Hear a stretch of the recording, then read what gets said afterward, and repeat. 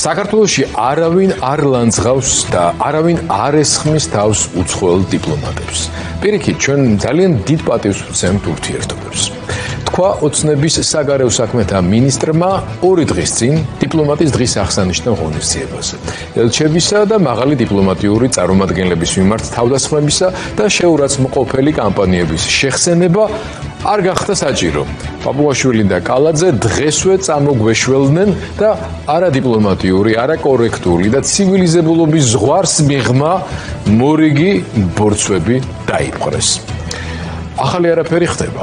ჩვენ ვიცით, Deep State საქართველოში თავიანთი წარმომადგენლები ხავს.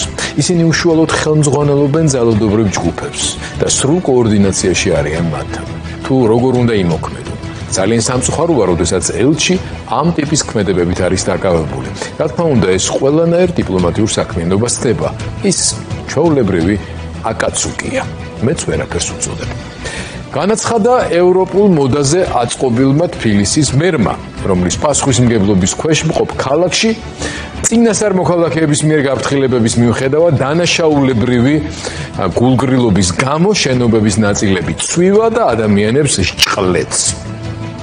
ეს კიდევ გერმანიის ელჩზე აკაცუკიო. ალბათ ძლივს დაამახსოვრებინეს ეს სიტყვაც. რისთვის გვემეტება ყველაზე მეტად ფული?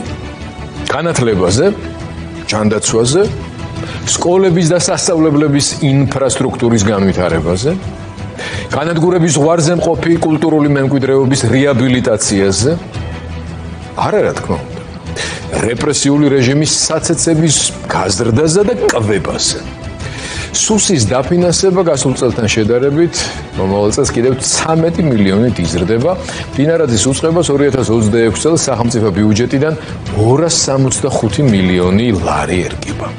აქედან ნახევარზე მეტი დაახლოებით 152 მილიონი ლარი უწყების თანამშრომლების ხელფასებზე მოდის. ბოლო წლების განმავლობაში სახელმწიფო უსაფრთხოების სამსახურის ბიუჯეტი თითქმის გასამმაგებულია. რუსეთის აგენტებს ეგენი არ დასდევენ.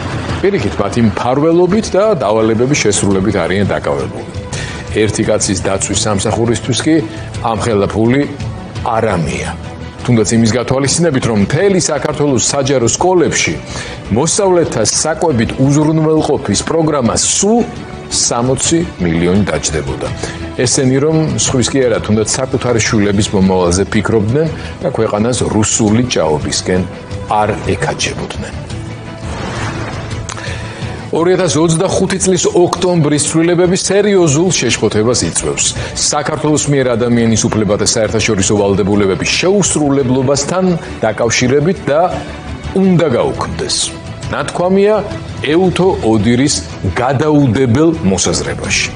43 გვერდიან დასკვნაში, რომელიც დღეს გამოქვეყნდა და ოცნების საკანონმდებლო თავნებობებისგან ქვაზე არაა დატოვებული.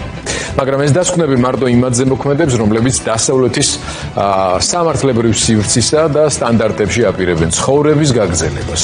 ამათან კი შეაყარე კედელს ცერცვი. კიდევ უფრო ზუსტად გელს რომ სახარებას უკითხავთ. და რადგან სახარება ვახსენეთ და გუშინ 100,000 თბილისელი მოწამის მოსახსენებელ პარაკლისზე ოცნების ფარისეულთა არმიის მისალოცი ქარდების ტალღა მოხვდა თვალში, ერთი წამი წარმოიდგინეთ. სიონის გადახდილ გუმბათზე მჯდარი ჯალალედინი და კობახიძეები, პაპუაშვილები, ჯაღმაიძეები მეტეხის მისადგომებთან როგორ იქცევიან. გაგიჭირდა წარმოდგენა. მაშინ დაგეხმარებით. გაიხსენეთ კომუნისტი გავრილოვი პარლამენტის თავმჯდომარის სავარძელში და კობახიძე ამის მყანწით ხელში მასთან ვახტანგურის პოზაში. დაგახსენეთ, ხო? სხვათა შორის მაგაზე ქართველების რეაქციის გამო გუშინ მათსავე დაწინაურებულ პრემიერს პატიმრობა მიუსაჯეს. დაგახსენდათ. ახლა ისევ სიონის გადახდილ გუმბათზე მჯდომი ჯალალედინი და ესენი, ანუ კობახიძე, პაპუაშვილი, დინარაძე, ჯაღმაიძეები. წარმოიდგინეთ.